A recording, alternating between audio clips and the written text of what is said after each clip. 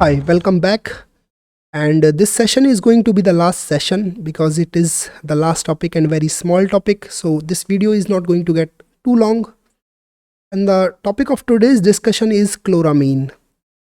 The chloramine is actually not one compound. It is being mentioned in your syllabus as one compound, but it is not one compound. It is a group of compounds. It is a family name, you can say. And there are different compounds which can be part of this family, which includes monochloramine, dichloramine, trichloramine. Let us see the structure now. Monochloramine is nothing but when ammonia has one hydrogen replaced with chlorine, it is called monochloramine. So similarly, if you can replace the other hydrogen with chlorine, this can form dichloramine. And if you replace all three hydrogens with chlorine, the compound that would be formed would be called trichloramine. So it's a family name, but we are going to be specific. We are going to talk about only one compound, that is monochloramine. The other name for monochloramine can be chloramide, and it is practically used for the disinfection purpose. The compound is actually a disinfectant. So it is mixed with the water, and the aqueous solution is used to disinfectant municipal water and the swimming pools and other things. So this is the application of this compound. Although some reports have came out that the monochloramines and other members of the chloramine family are toxic. So this is something bad to hear. These can be toxic, but practically it is still being used. If you talk about its properties, then it's an inorganic compound because there is no carbon inside it. So that is why the compound is inorganic. The molecular formula is NH2Cl. As I have already explained you the structure, it is colorless liquid with a melting point of 66 degrees Celsius. It's unstable because it can decompose violently, and that is why its aqueous solution is used. A very diluted form of monochloramine solution is used. So it finds solubility in water and other things. Water and ether, but very less solubility in chloroform and other things. The preparation of monochloramine can be done by two methods. So we are going to discuss two methods. The first method is if you react ammonia with sodium hypochlorite. Now this compound is called sodium hypochlorite. It's a very good chlorinating agent.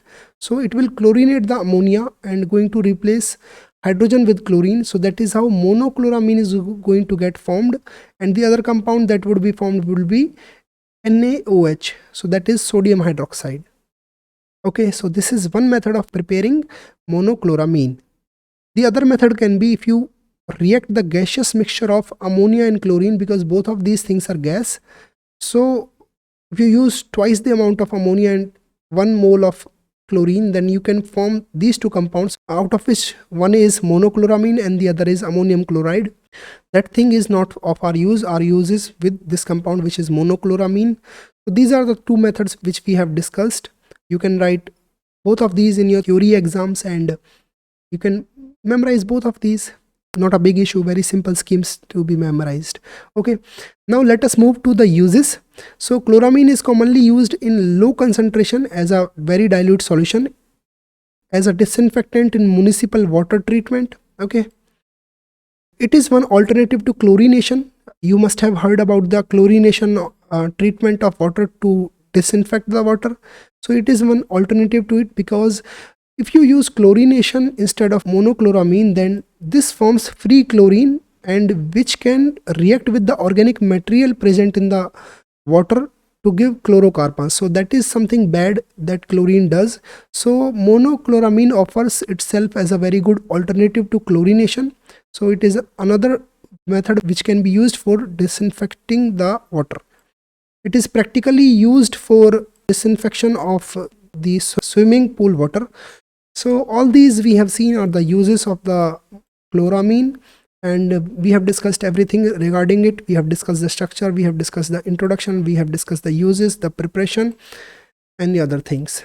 So that's it for this video. This way we have covered the complete unit 1, and now you can go and attempt the MCQ based questions. You can attempt the theory based questions in the form of very short questions, where long questions, short questions. These things are going to help you in your theory exams and the competitive exams like GPAT and NIPER.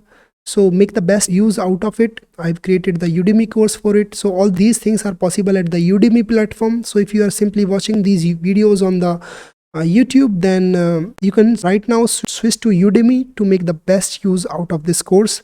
The Udemy courses are as low as 400 rupees, and in return you are going to get the certificate also. So you can switch from YouTube to Udemy. That would give you the best use out of this study material, MCQ based questions, theory based questions, the learning material in the PDF form, and the course itself. So see you in the unit 2.